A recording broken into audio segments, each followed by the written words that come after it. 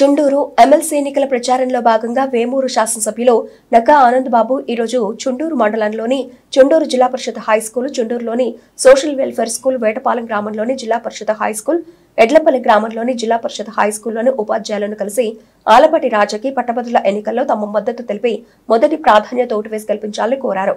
ఎప్పుడు లేని విధంగా బ్రహ్మాండమైన మెజార్టీలు ఇచ్చి 164 సీట్లు కట్టబెట్టారు. అంటే ఎంతో అధికారంలో ఉన్న ప్రభుత్వం మీద ఒక ఏకీభావం.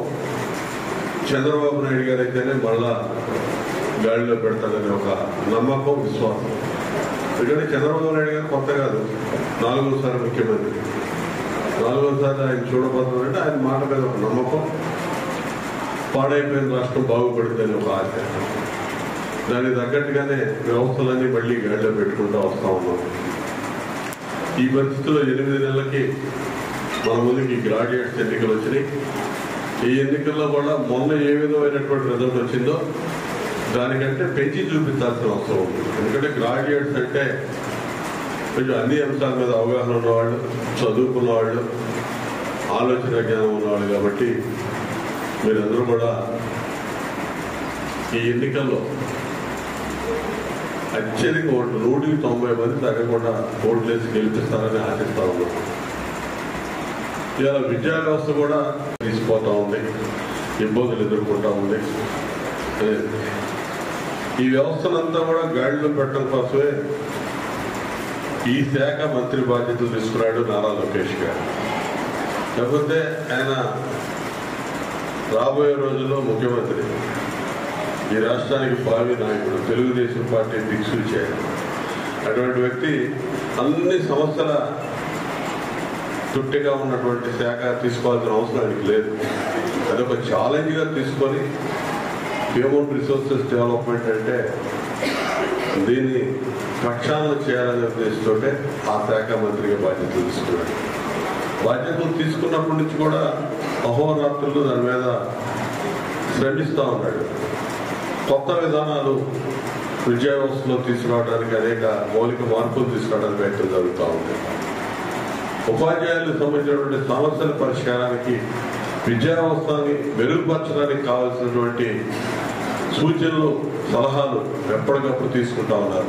చేయండి, 8 నెలలు అవుతుంది ప్రభుత్వం వచ్చి, అన్ని సమస్యలు పరిష్కారం అవుతాయి అతి త్వరలో. వాటిని దృష్టిలో పెట్టుకొని మీరు సమస్యల గురించి అని కాదు, మీకు చెప్పాలి కాబట్టి నేను చెప్తున్నాను. తప్పనిసరిగా ఇది ఫ్రెండ్లీ గవర్నమెంట్, మీ అందరితో స్నేహపూర్వకంగా వెళ్ళేటటువంటి ప్రభుత్వం. మీకు మేము, మాకు మీరు, ఎక్కడ కూడా పేస్ట్ చేయాలని తావలేదు. నా గురించి ప్రత్యేకంగా మీకు చెప్పుకోవాల్సిన అవసరం ఉందని కూడా నేను అనుకున్నాను. కాబట్టి ప్రత్యేకంగా మీరు కూడా ఆలోచన చేసి ప్రత్యేకమైన శ్రద్ధతో రేపు జరిగే ఎన్నికల్లో అత్యధిక ఓట్లు వేసి మొదటి ప్రాధాన్యత ఓటు. ఈ ప్రిఫరెన్షియల్ ఓటింగ్ సిస్టమ్ మీద మీకు కొంత అవగాహన ఉంటుంది. 1 అనే అంకె ఆలపాటి రాజేంద్ర ప్రసాద్ గారి పేరుకి ఎదురుగా 1 అనే అంకె మాత్రమే వేసి మొదటి ప్రాధాన్యత క్రమంలోనే ఆయన గెలిపించే దానిలో అందరూ కృషి చేయాలని చెప్పి కోరుకుంటా ఉన్నాను. 33 నియోజకవర్గాలు ఈ 2 జిల్లాల్లో ఉన్నాయి, ఈ ఎన్నికల్లో పాల్గొన్నాయి. అందులో మన నియోజకవర్గం ప్రత్యేక ప్రాధాన్యతతో పనిచేసుకోవాల్సిన అవసరం ఉంది. ఆలపాటి రాజేంద్ర ప్రసాద్ గారు అంటే మన ఓన్ చేసుకోవాల్సిన బాధ్యత మనకు ఉంది. మన సొంతం, ఈ నియోజకవర్గానికి సొంతం, ఈ గ్రామానికి సొంతం, ఈ మండలానికి సొంతం, వ్యక్తిగతంగా మన సొంత మనిషి. కాబట్టి అది ప్రత్యేకంగా మిగిలిన వాళ్ళకంటే కూడా మనం ఎక్కువ శ్రద్ధ తీసుకొని పనిచేసుకొని గెలిపించుకునే దానిలో మీరందరూ కూడా కృతకృత్యులు అవ్వాలి, భాగస్వాములు అవ్వాలని చెప్పి ఈ సందర్భంగా కోరుకుంటూ, మీరు ప్రధాన భూమికి పోషించాలనేది కూడా నా కోరిక. మీరు ప్రత్యేకమైన దృష్టి పెట్టండి, 10 మందికి చెప్పండి, 10 ఓట్లు అదనంగా తీసుకురావడానికి ప్రయత్నం చేయమని నా అభ్యర్థన.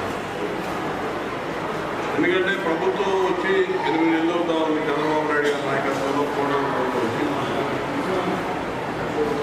ఇవాళ సిస్టమ్స్ అన్ని కూడా దెబ్బతినిపోయి ఉన్నాయి. వాటన్నింటినీ గాడిలో పెట్టడానికి చాలా ఇబ్బంది పడతా ఉన్నాం. సోషల్ వెల్ఫేర్ మినిస్టర్గా ఈ స్కూల్ సొసైటీకి చైర్మన్గా ఉన్న అనుభవం నాకు ఉంది.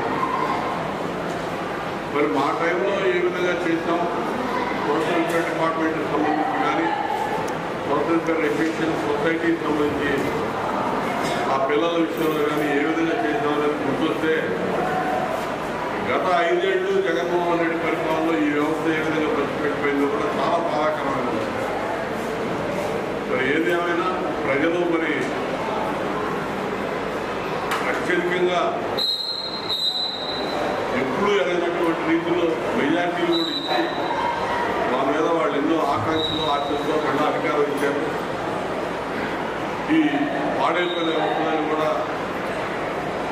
బాగు చేసి ముందుకు తీసుకెళ్లాల్సిన గురుతరమైన బాధ్యత కూడా మా మీద ఉందని అనుకుంటున్నాము. సోషల్ వెల్ఫేర్కి సంబంధించి ప్రత్యేకంగా నేను కూడా ఆ వర్గాలకు చెందిన వ్యక్తిగా నాకు ఆ కష్టాలు ఇబ్బందులు తెలుసు కాబట్టి ఈ స్కూల్స్ స్థాపించింది తెలుగుదేశం పార్టీ. ఎన్టీ రామారావు గారు స్థాపించినటువంటి స్కూల్స్ రెసిడెన్షియల్ వ్యవస్థని పేదవాడికి, దళితులకి, గిరిజనులకి వీళ్ళందరికీ అందుబాటులో తీసుకొచ్చి మొట్టమొదటి ఆలోచన చేసింది ఎన్టీ రామారావు గారు. వాటిని బలోపేతం చేసి ముందుకు తీసుకెళ్ళింది చంద్రబాబు. వ్యవస్థలన్నీ కూడా గాడిలో పెట్టుకోవడం తెలిసిపోతాము. ఏదేమైనా విద్యా వ్యవస్థకు సంబంధించి మీకు ఎవరికి ఇబ్బంది కలగని రీతిలో అన్ని రకాలుగా ప్రక్షాళన జరుగుతూ ఉంది. నారా లోకేష్ గారు ప్రధానంగా మంత్రివర్గ బాధ్యతలు తీసుకొని ఈ శాఖకు సంబంధించి ఆ నిరంతరం శ్రమిస్తూ ఉన్నాడు. కొత్త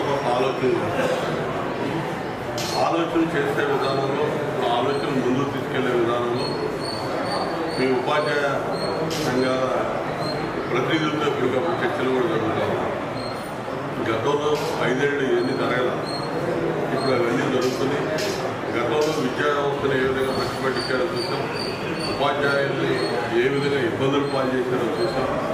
అసలు లెక్కలేని తరంగా వ్యవహరించినటువంటి ప్రభుత్వం. కానీ ఈరోజు ఈ ప్రభుత్వం చంద్రబాబు నాయుడు గారి ప్రభుత్వం మాత్రం ఫ్రెండ్లీ గవర్నమెంట్, అందులో అనుమానం లేదు. మీకు మేము, మాకు మీరు, మీకు ఏం కావాలో నిర్భయంగా అడగచ్చు, మాట్లాడవచ్చు, ప్రగానవచ్చు, చర్చలు జరగవచ్చు. ఆ స్వతంత్రం, స్వేచ్ఛ మీకు ఉంది. ఎప్పుడు ఈ ప్రభుత్వం ఇస్తుంది. గతంలో అది లేదు. ముఖ్యమంత్రి దగ్గర పోయి మాట్లాడే పరిస్థితి ఉండేది కాదు. టీచర్లు ఈరోజు నా పరిస్థితి లేదు. నేను కొత్త కాదు, తెలుగుదేశం పార్టీకి, చంద్రబాబు నాయుడు గారికి అధికారం కొత్త కాదు, ఈ వ్యవస్థలు కొత్త కాదు, వీటి గాడిలో పెట్టడం కొత్త కాదు. అన్నీ కూడా ఈ టీచర్స్, ముఖ్యంగా విద్యా వ్యవస్థకు సంబంధించి సమూలమైనటువంటి మార్పులు డిఎస్సీ దగ్గర నుంచి, ట్రాన్స్పరెన్సీ దగ్గర నుంచి అన్ని మార్పులు కూడా శ్రీకారం చేస్తుంది. తెలుగుదేశం అధికారంలో మార్పులు అన్నీ కూడా జరిగినాయి.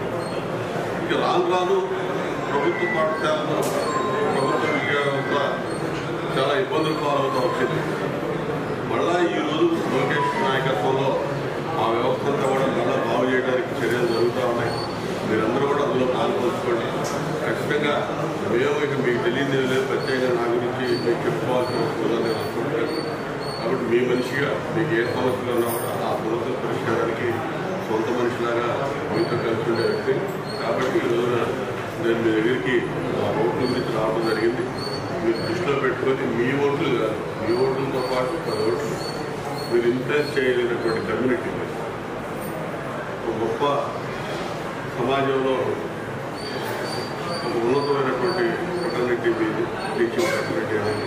కాబట్టి ఆ దృష్టిలో పెట్టుకొని మీరు 10 మందిని మోటివేట్ చేసి రాబోయే రోజుల్లో మీరు మంచి రోజులే దాన్ని దృష్టిలో పెట్టుకొని మీరు ఆలపాటు రాజకీయ గెలుపు అనేది సునాయాసంగా గెలవబడుతుంది.